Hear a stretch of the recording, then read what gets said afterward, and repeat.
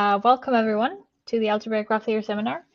Today we have John Caughman speaking from Portland State University, and he will tell us about parameter constraints for distance regular graphs that afford spin models. Great, thank you very much. Happy to speak in the seminar here. So thanks to the organizers. I'm reporting today on some work in progress, which there's always a little danger with that. But basically, this is me revisiting some old work and trying to update it. And so we'll survey some of the old results, and at the end I'll say a few new comments. What you're looking at here are some, I guess, electron microscope scans of DNA, and just to motivate the question of how to tell whether or not two knots or two links are equivalent. It's hard to tell from the diagram, and in some sense that's the underlying motivation for a lot of this work.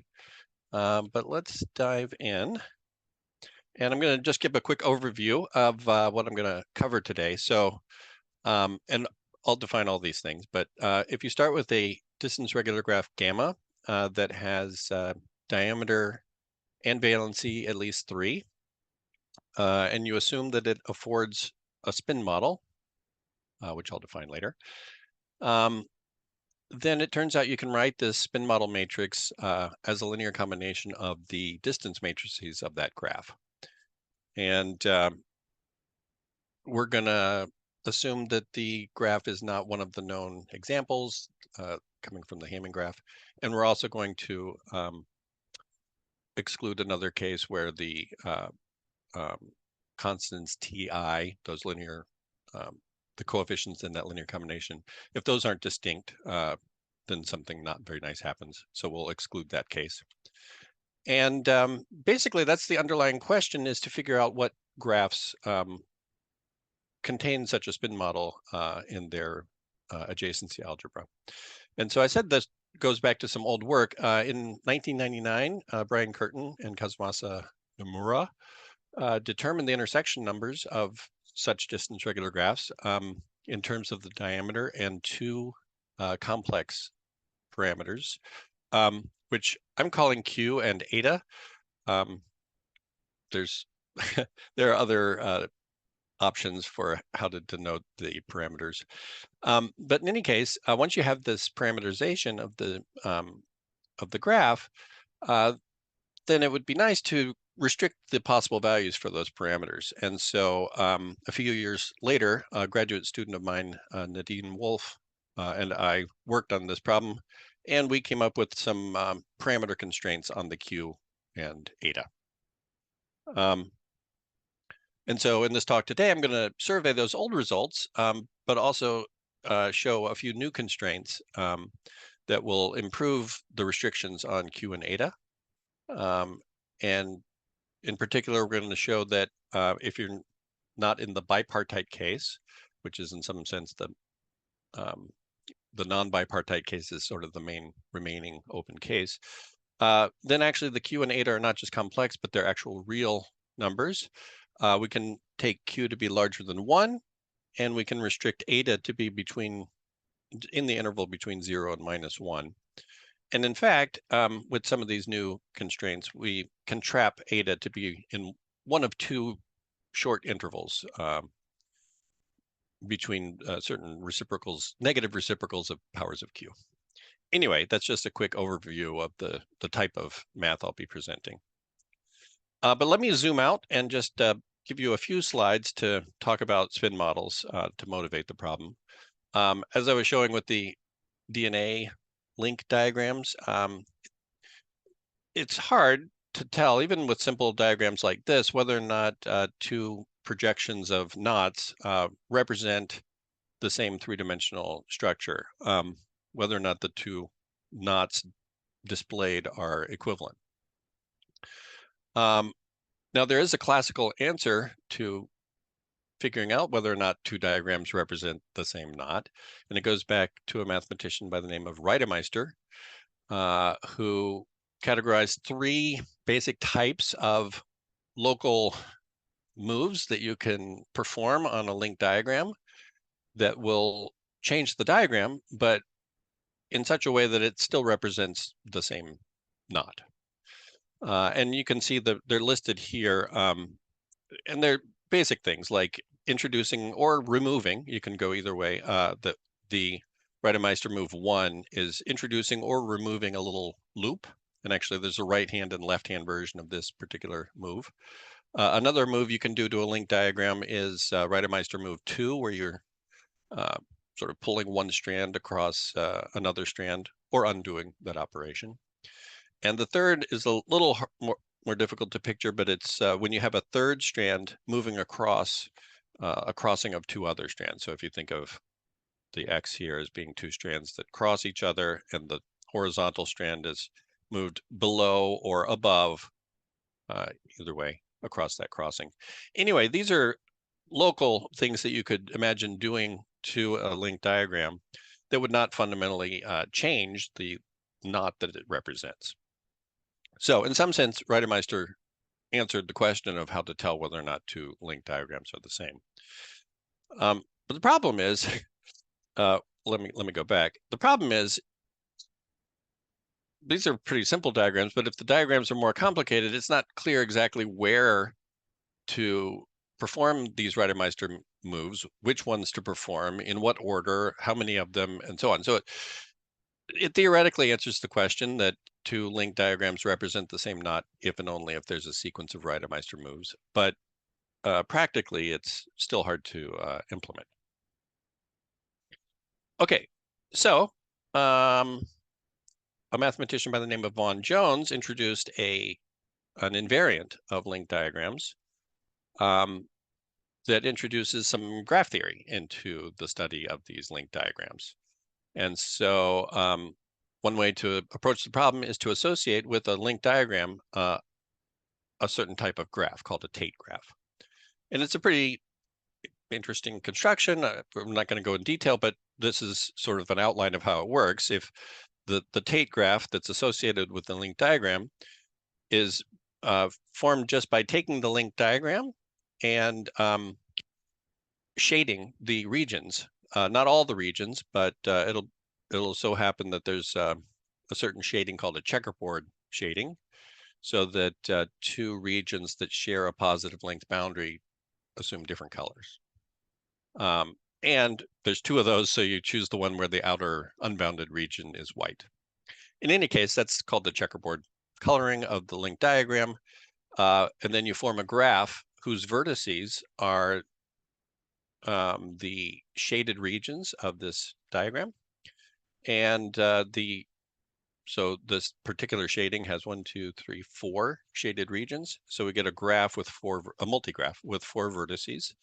And the two vertices are adjacent if they are joined by a crossing. And depending on whether that crossing is sort of a right-handed or a left-handed crossing, you get one of two types of edges, so a positive edge or a negative edge. In any case, suffice it to say that Vaughan Jones introduced a link invariant which uses this Tate graph that's associated with the link diagrams. Okay, so how do spin models factor into this? Well, before you can get to the spin model, you're going to have this Tate graph, which is associated with the link diagram. All of those Reidemeister moves are going to have an effect on the Tate graph. And so I won't go let's not go through all this in detail, but you can imagine if you do Reidemeister move type 2, for example, on a shaded region, it can have the effect in the Tate graph of introducing a new vertex and some new edges. And so if you're going to build a link invariant using these Tate graphs, you really have to go through, and Vaughan Jones did this and earned a Fields Medal for his work, built a function which is invariant under these changes in the Tate graph. So for each Reidemeister move and for each of the different shadings, you get predictable behavior in the Tate graph. And so you have to account for all of that. Anyway, here's where the spin models come in. So what do you do with that Tate graph? In other words, how do you get a value a link invariant value from the Tate graph. And so you need a special kind of matrix. We'll call these matrices W. We'll denote them by W. It's going to be a symmetric n by n matrix. We'll take it to have complex entries where the rows and columns are indexed by a set X of size n. And not just any matrix will do it. It needs to have non-zero entries and it needs to satisfy these two matrix conditions. And the ones you're seeing here are called type 2 and type 3. And it's because the form of these equations is going to make the function invariant under Reidemeister move type 2 and Reidemeister move type 3. There's a slightly longer story here. What about type 1? Well, if you ignore type 1, then it's only a partial link invariant, and there's a fix for that. But anyway, suffice it to say, a spin model for our purposes is going to be a symmetric n by n matrix that satisfies some conditions. And so, again, without going into too much detail, the way the link invariant is constructed using this matrix is as follows. So you would be given one of these matrices W. You'd be given a link diagram L. You would form the Tate graph by shading and et cetera. And given those ingredients now, you will essentially color the vertices of the Tate graph. It's called a state, is an assignment of spins to the vertices of the Tate graph. The spins are just the elements of the set X. And then summing over all possible colorings, states, you multiply together certain entries of the spin model matrix that correspond to the edges in the Tate graph. So each edge in the Tate graph, you look up in the spin model matrix, find the corresponding entry depending on the spins at the endpoints, multiply them all together for that state, and then there's a lot of different states, a lot of different ways to color the vertices with spins. You sum them all up, scale them by a certain number. That value is a link invariant.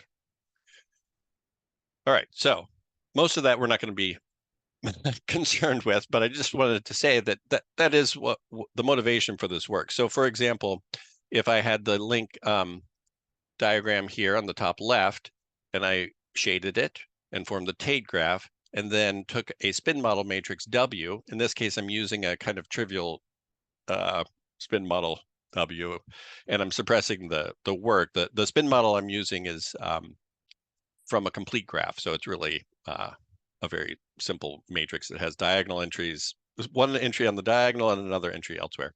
Anyway, using that very simple spin model happens to give the value 4. If I take a different link diagram, shade it, form the Tate graph, apply the partition function using that same spin model, I get a different value, -5. The fact that those values are different tells me that these links are not the same. There's no sequence of Reidemeister moves that could manipulate this link diagram to get the second one. The third one here I just included to show the flip side of this. It clearly is formed from the first one by a Reidemeister move. Anyway, if you get a different Tate graph, if you evaluate the partition function, it gives you the same value. But that alone, if you use the spin model to find the partition function for two different link diagrams and they give the same value, that's not a conclusive proof that they are the same. So link invariants can definitively say that two link diagrams are not the same knot, but if they are the same, it doesn't necessarily mean that they are exactly the same knot. Anyway, that was my overview of of knot theory, and that's about the extent of my knowledge of that subject. But it does raise the question of how do you find these matrices W that have the requisite properties to do this nice knot theory. And so these spin model matrices, we would like to find them. And so the first point here is that the spin model matrices have been shown to exist in the adjacency algebra of certain graphs, in particular distance regular graphs.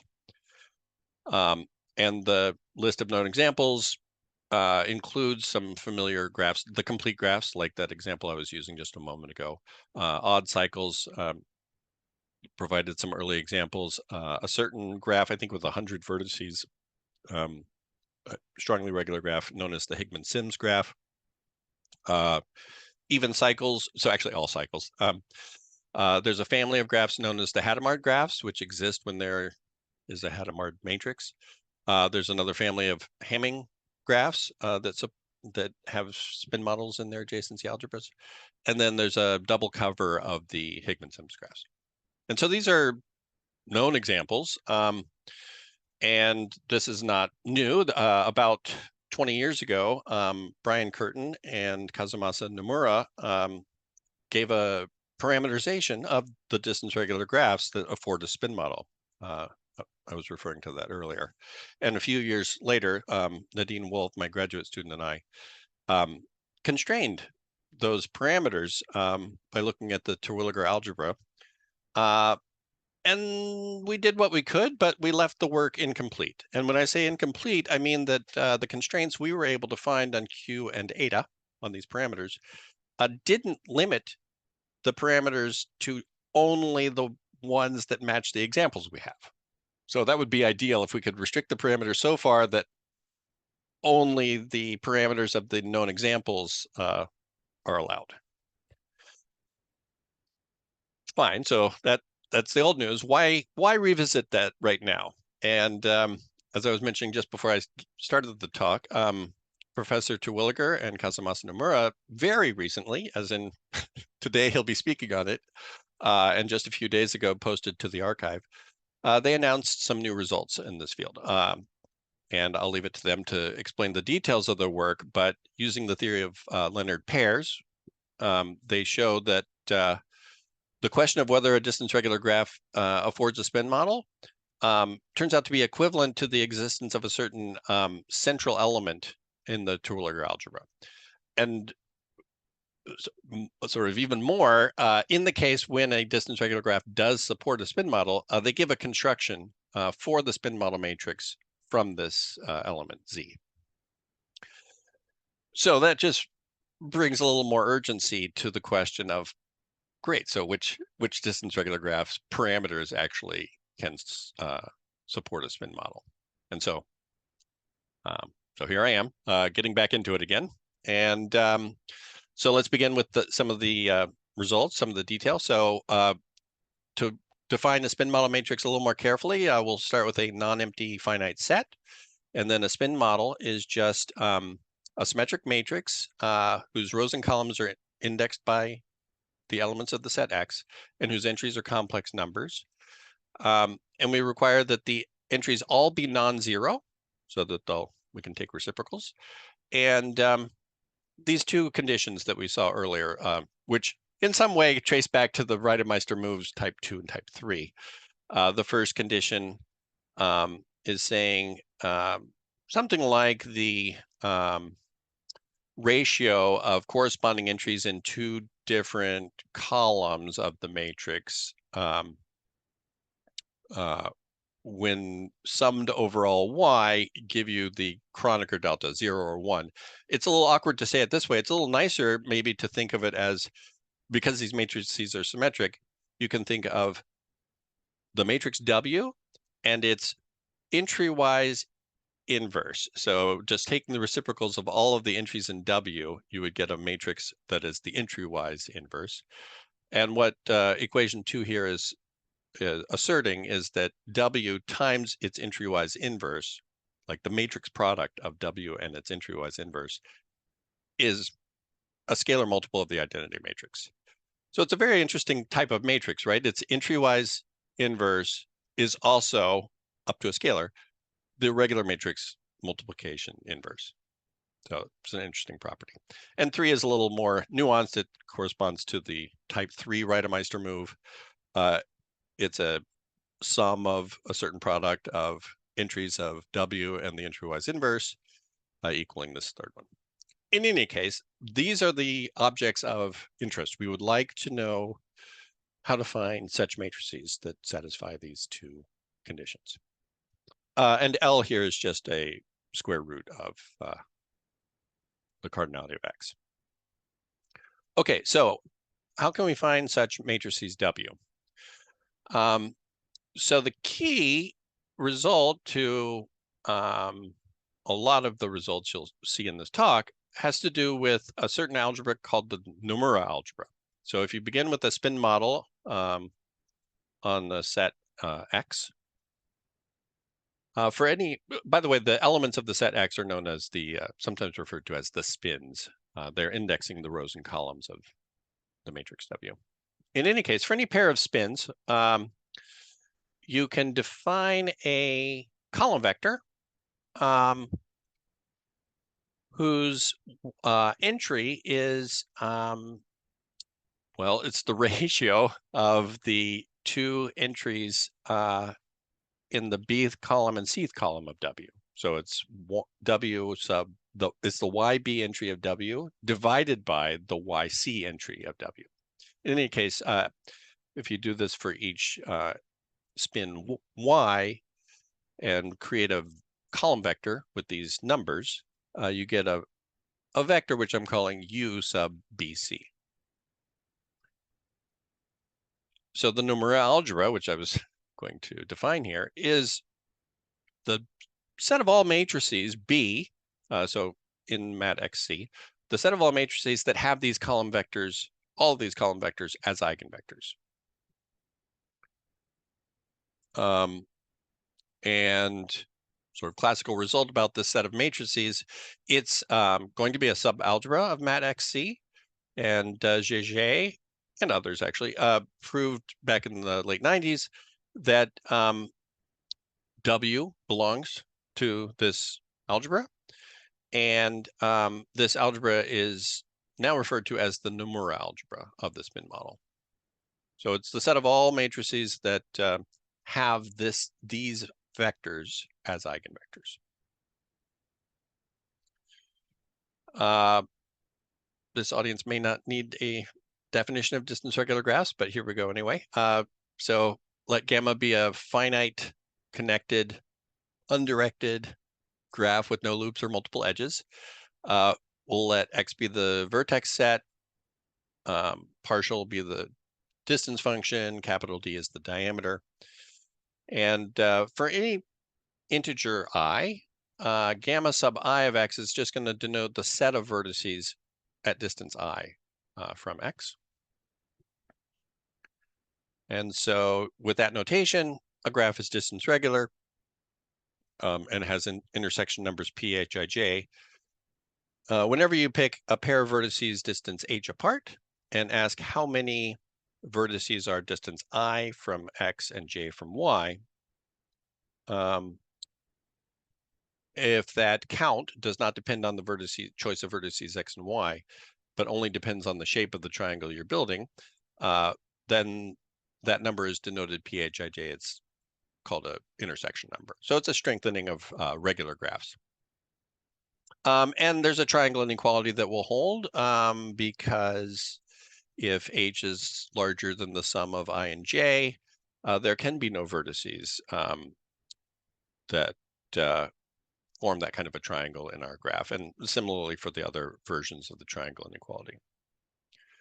Now with distance regular graphs, that's a lot of parameters, the PHIJs, and so there's a subset that's typically used, the CIs, AIs, and BIs, which are the given two vertices that are distance I apart. It's the number of neighbors that one of the vertices has that are closer, that's CI, farther, so closer CI, back, so farther BI, or across, meaning at the same distance from X. Those are a subset of the intersection numbers.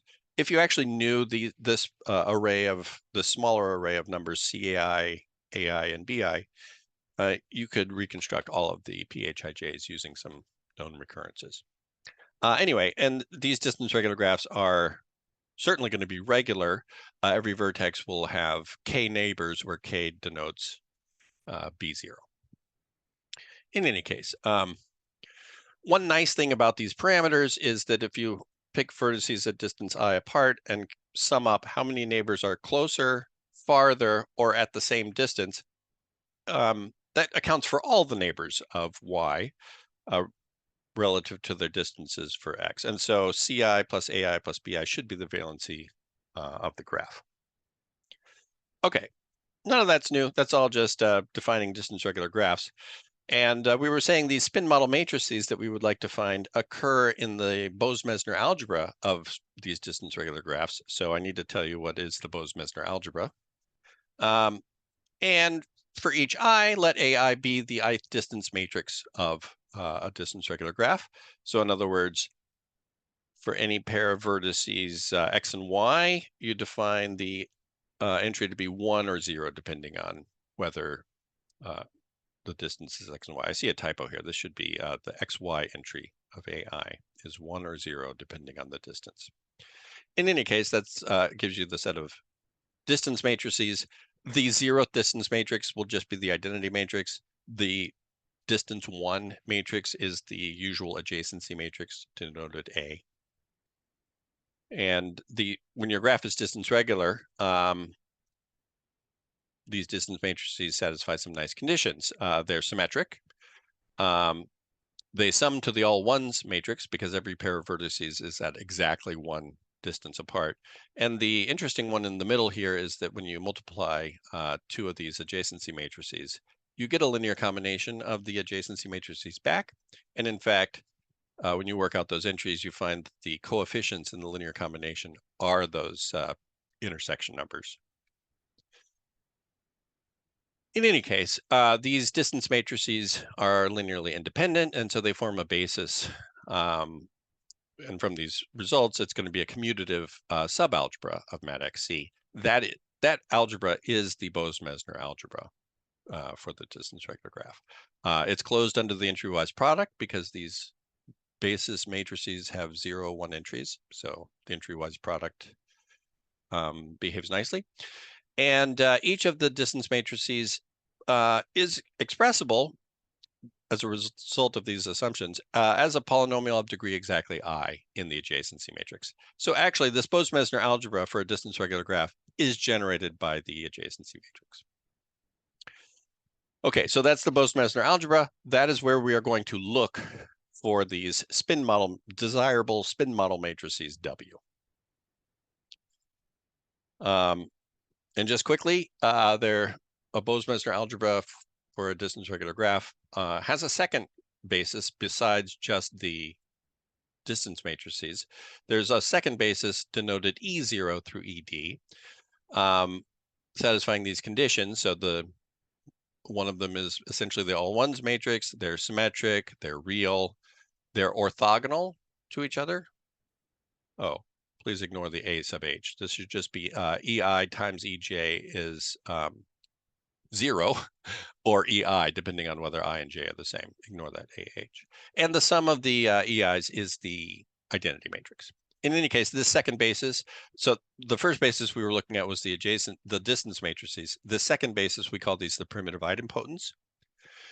And it's noteworthy to call these out because some graphs have a property known as Q polynomiality. So if a distance regular graph is said to be Q polynomial, if for the second basis, each of the EI matrices is an entry-wise polynomial of degree I in the first one, which is similar to a property that the AIs had where you were looking at regular matrix polynomials.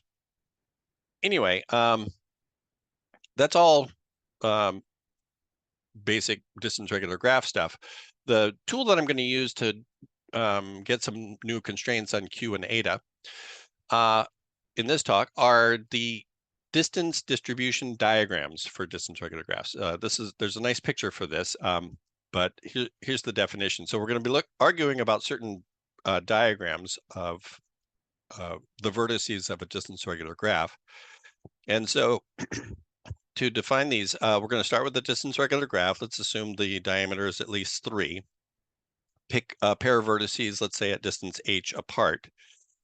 Then for any relative position to that pair of vertices, in other words, for any I and j between 0 and the diameter, we let omega sub ij super h, so it's a triangle shape, be the set of vertices distance I from X and J from Y.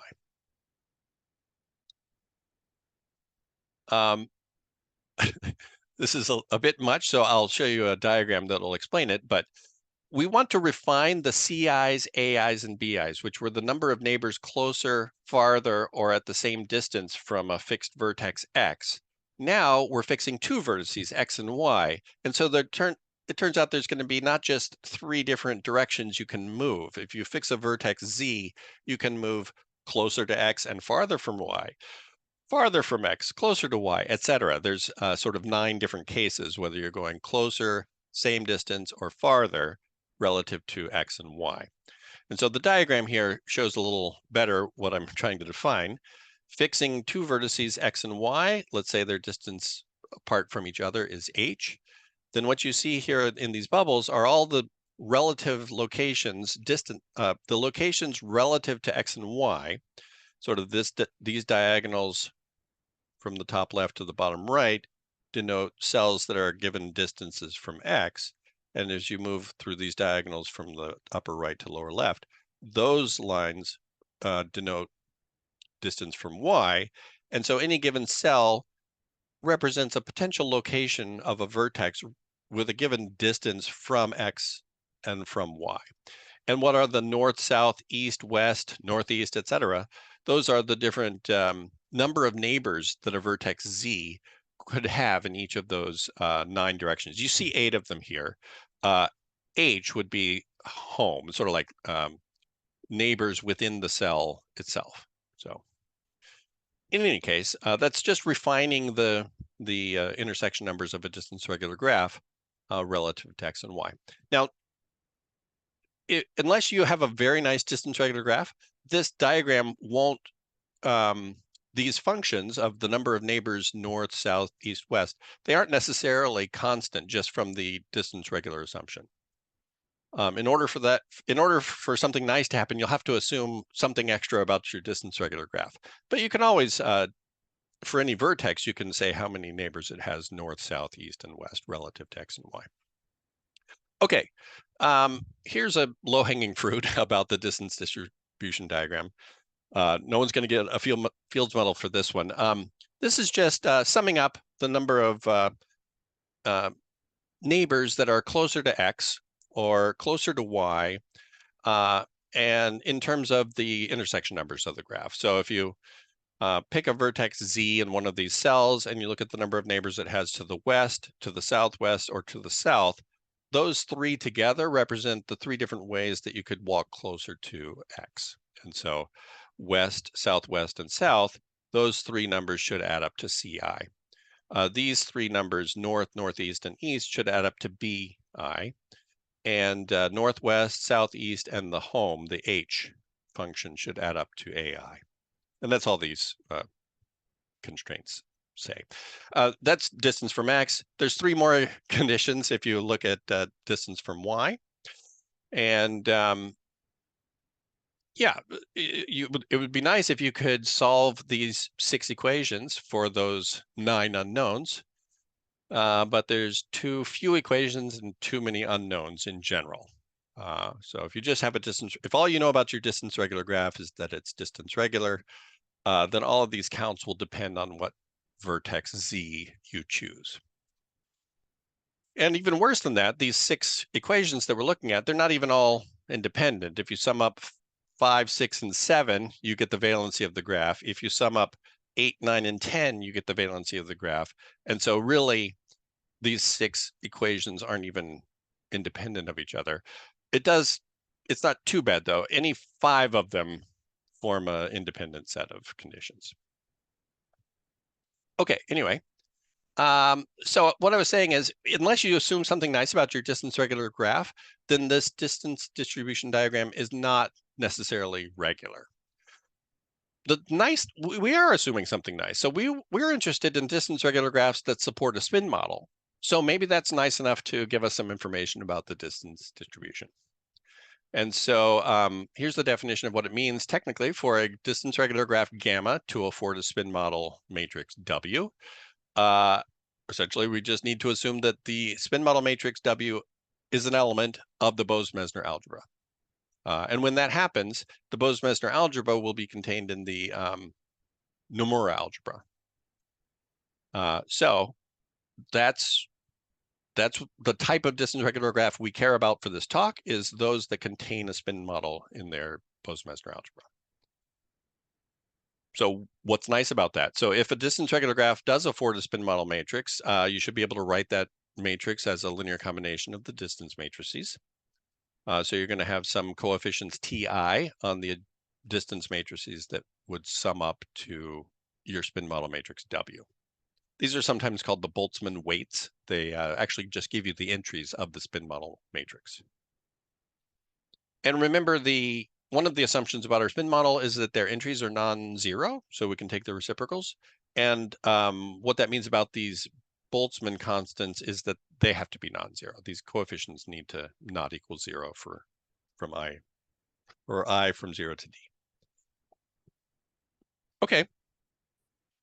So what is that good for? Like, if you assume a distance regular graph contains a spin model, what's the algebraic payoff? What effect does that have on the linear algebra? So if we assume that a distance regular graph affords a spin model matrix W, then remember any matrix of the Bose-Mesner algebra then is going to belong to this Nomura algebra, which, if you remember the definition, that means that any matrix in the Bose-Mesner algebra is going to have certain column vectors as eigenvectors. And so you can collect the eigenvalues for B. So B is going to have all of these U, B, C vectors as eigenvectors. If you collect those eigenvalues together in a matrix, an X by X matrix, then we'll call that associated matrix containing its eigenvalues psi of B. And again, this is old work, but nonetheless extremely interesting. So Curtin has a proof of this result, that there exists some ordering of those primitive idempotent matrices for the distance regular graph gamma, such that when you apply this psi map to the distance matrices, you get the primitive idempotent matrix. In fact, there's an ordering here, right? The distance matrices are ordered from 0 to D. And so by applying this psi map, you'll get an ordering of a specific ordering of the primitive idempotent matrices. And that ordering is called the standard ordering with respect to the spin model. And when I say it's interesting, I mean this. That ordering of the primitive idempotent matrices is Q polynomial, as defined earlier. And in fact, it's even stronger than the Q polynomial property. There are constants called QHIJ that are dual algebraic analogs of the PHIJ. Those are the QHIJs equal the PHIJs. So the polynomials that the entry-wise polynomials that give the EI matrices match the regular polynomials that give the AI matrices. So there's this self-duality, which is fantastic. Anyway, I want to get to the results here. So the case we're most interested in, so in this talk, here come the results. We're interested in distance regular graphs that afford a spin model. And so we're just going to sort of set that as what gamma means from now on. We'll assume gamma is a distance regular graph, vertex set is X, diameter and valency at least 3. We'll assume that our graph affords a spin model. We're going to let T sub I be those Boltzmann constants. We're going to assume that it's not the Hamming graph, and we're going to also exclude a case where the Boltzmann constants are not distinct. Anyway, how do you get these parameters for the intersection numbers? So it's here. You take a sequence of, we'll call them eta sub I. It's just a ratio of consecutive Boltzmann constants. Those are the eta i's. Q is going to be eta 2 divided by eta 1. That's one of our parameters. And eta will stand for eta 1. So those two numbers, which are really defined from the Boltzmann weights, are going to be called Q and eta. Those are the two parameters of a distance regular graph that supports a spin model. And we'll just note at this stage, Q and eta are just complex scalars. there's a symmetry here that I didn't really call attention to earlier, but if you have a spin model W, you can replace it by its entry-wise reciprocals. Replace all the entries by the reciprocals, you'll still get a spin model. So when you do that, you can, without loss of generality, assume that, let's say, Q is larger than 1 in absolute value. And finally, I was saying these graphs are Q polynomial. So let's go ahead and fix an ordering, the standard ordering of the primitive idempotent matrices. Okay, so what are our results? What's the new constraints? Well, I need to start with the old constraints. So first of all, what did the original parameterization in terms of Q and eta look like? So Curtin and Nomura, they found formulas for the eigenvalues and intersection numbers of a distance regular graph in terms of eta, Q, and the diameter. And so beginning with the eigenvalues, and this is for the standard ordering of the idempotents, you get these rational expressions in terms of Q, eta, and another thing called H, which I'll discuss in a moment. The intersection numbers, the B's, BI's, CI's, and AI's, they are also expressible as these rational functions in powers of Q and eta, and this H. And H is actually also it's a significant parameter, but it's also given in terms of Q and eta. So really, you just need Q, eta, and the diameter D to write down all of the intersection numbers and eigenvalues of a distance regular graph that supports a spin model. Good time to pause and think, so if you wanted to limit or classify at the level of parameters what graphs have spin models, you need to restrict the values of Q and eta beyond what you see here, beyond just being complex numbers. So already just in Curtin and Nomura's work, there's a few constraints on Q and eta. For example, the denominators, you have to check that they're not 0, the eigenvalues are distinct, the AIs, BIs, and CIs, and so on. So these aren't new results. Just certain powers of Q are not allowed to be 1. Certain powers of Q are not allowed to equal eta squared, etc. So that's an old result. And then as I was saying, a few years after that, but still a pretty long time ago, my student Nadine Wolf and I, we studied the Terwilliger algebra, which is we've introduced the Bose-Messner algebra and the Nomura algebra. A third algebra called the Terwilliger algebra could also be looked at. I'm not going to, I'll say some of the results, but I won't go through it in detail. In any case, it's another algebra you can define for a distance regular graph. And for that algebra, you can also write down many of the important parameters in terms of Q and eta. For example, you can look at how the adjacency matrix acts on irreducible modules for this Terwilliger algebra, and the coefficients of how it moves bases around are given in terms of Q and eta. Even more interesting, the multiplicities of the different irreducible modules for the Terwilliger algebra. So the multiplicities, which are non-negative integers, can be written in terms of Q and eta. And using those results, we were able to prove back then that Q actually has to be a real number, not just a complex number. And in the main case of interest, if the graph is not bipartite, Q needs to be actually positive, and also eta will be real. So we're getting a little more clear vision of what Q and eta are allowed to be. They both have to be real, and Q needs to be positive, at least in the sort of one remaining open case where the graph is not bipartite. And because I'm sure you're dying to see these formulas, what are the multiplicities of the irreducible modules for the Terwilliger algebra that we studied back in 2005? Well, each irreducible module for that algebra is described in terms of 2 parameters, the endpoint and the diameter of the module. And this isn't the complete list, but in the paper, I'll give a reference at the end. We write for each type of module, what is the multiplicity with which it appears in the standard module. And you can see that these are expressions in terms of Q and eta, but notably, because they're multiplicities, they end up having to be non-negative integers. So there are constraints here on possible values of Q and eta within these formulas. it's not low-hanging fruit, but it's in there if you're willing to look. So we did look a bit, and we learned that there are some special cases of distance regular graphs that support spin models. For example, if you assume that your graph is bipartite, not only is Q going to be a real number, but it's actually going to have to, eta will have to be essentially a specific power of Q. So it reduces it to just a one parameter family.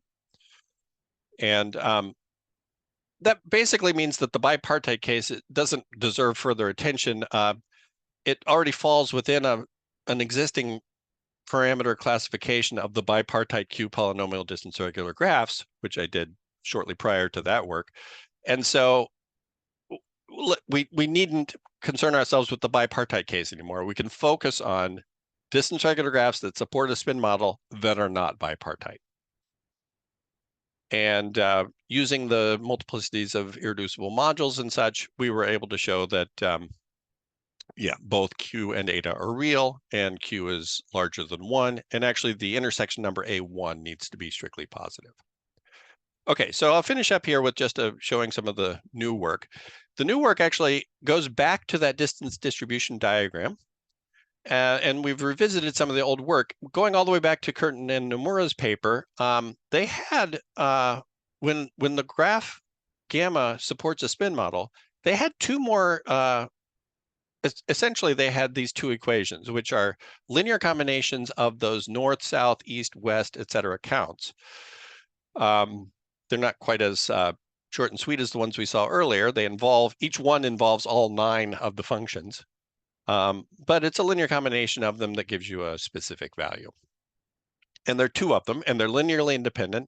And moreover, they're linearly independent of the 6, or I guess I should say 5, that we saw earlier.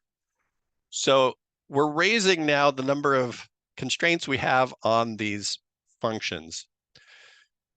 We have now 7 linearly independent equations on 9 unknowns, which isn't enough to solve for them unless you're near the boundary. So if you go back to that picture, certain cells near or on the boundary of the distance distribution diagram don't actually have arrows in all 9 directions.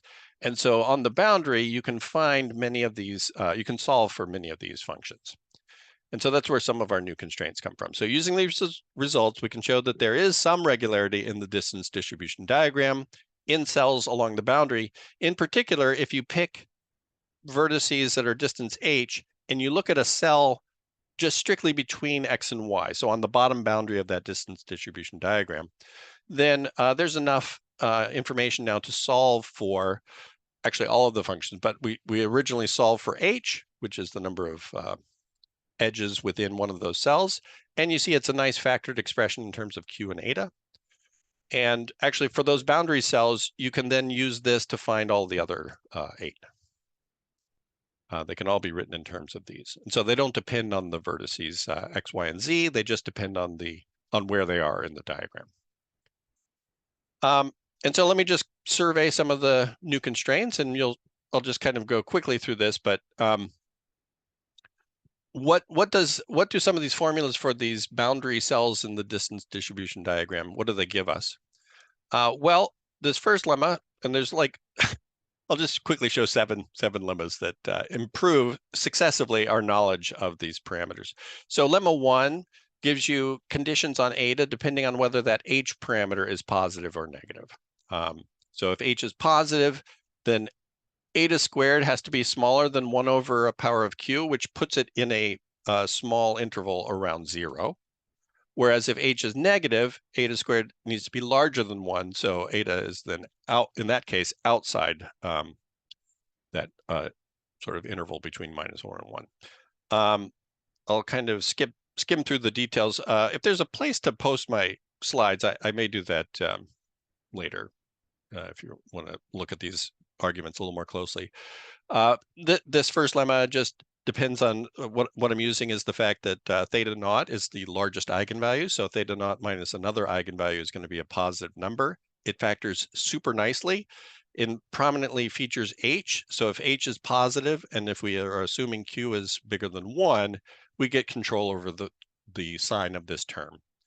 And so letting I equal D and letting I equal 1, we get the two different bounds on eta.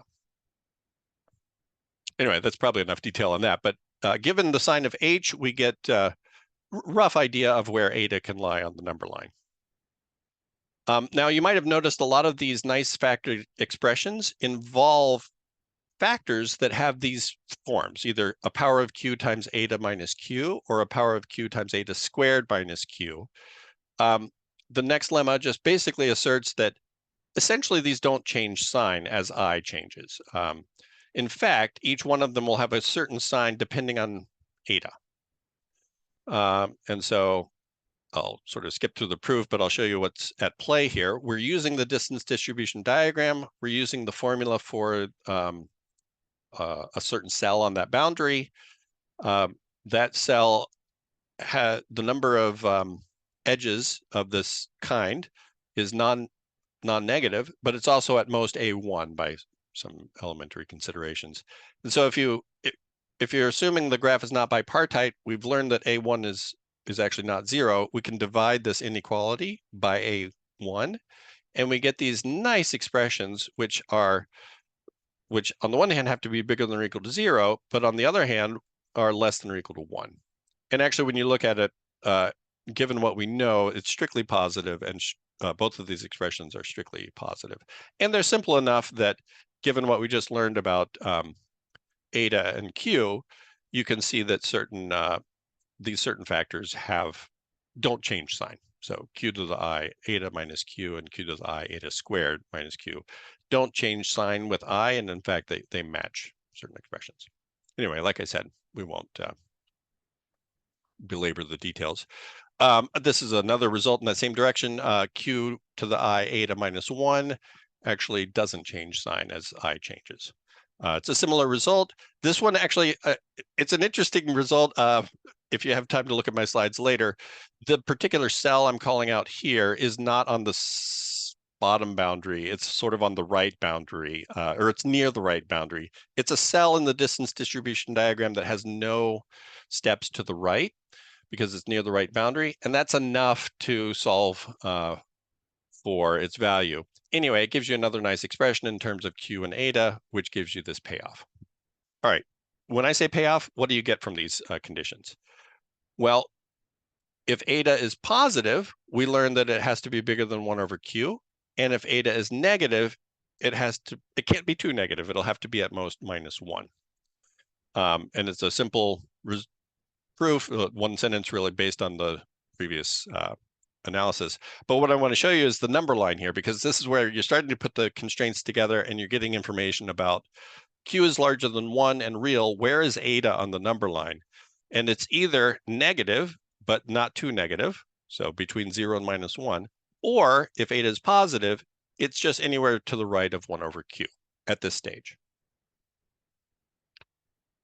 Kind of the main result turns out to be this one. This one really constrains where eta can lie. I'll just note that it's the product of two factors being negative. The result, without talking you through it, depends on the expression for A1, which we know to be positive. And it's a nice expression given our lemmas about the signs of the factors. Just a couple of observations. You learned that this factor, well, it's like a bunch of these factors end up having the same sign. And so this product of these two factors in the bottom ends up having to have the same sign as minus eta plus 1. Based on an earlier lemma, we know that that's negative. And so you get this result. And so here comes kind of the main constraints, the current state of knowledge about where eta lies on the number line. First of all, we can resolve the sign of eta. Is it positive or is it negative? With the above notation, if your graph is not bipartite, eta actually has to be negative, and the parameter h has to be positive.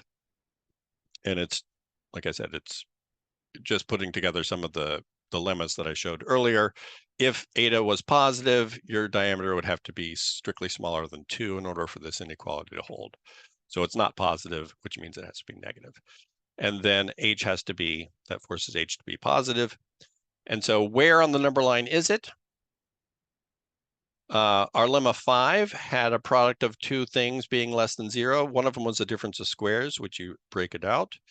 And we know the sign of eta, so we can actually determine the product of two of these has to be positive, right? If eta is negative, this is negative, this is negative, this entire factor is negative. So the product of these two is positive, which gives you these inequalities. Eta is either smaller than 1 over q to the d over 2 or larger than minus 1 over q to the d minus 1.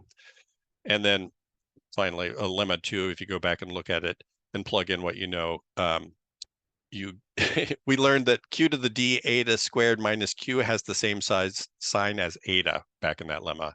Now we know eta is negative, so this has to be negative. Anyway, it helps to see the number line. So here is the sort of main corollary, which if you assume a graph supports a spin model and is not bipartite, both parameters now q and eta are real.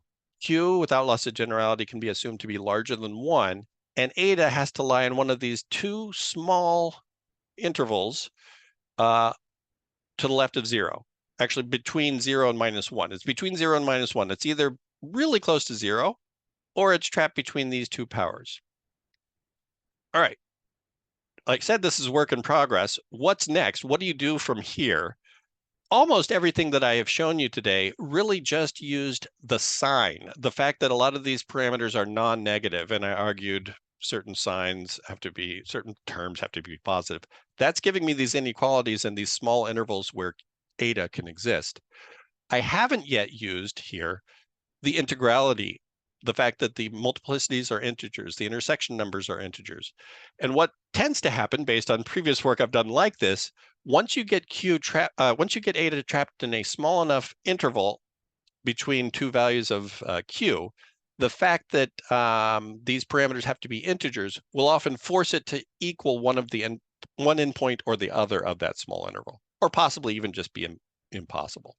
And so that's the next step, is to sort of keep working on this, use the fact that these parameters not only are non-negative, but are actually non-negative integers, and hopefully either explicitly find eta in terms of q, or perhaps show that there are no further parameter families possible. Anyway, that brings me to the end of my talk. Thank you. And I want to finish by putting up here some references for distance regular graphs, spin models, some of the papers that I mentioned, and in particular, the new one posted to the archive on spin models as of just a few days ago. Thank you.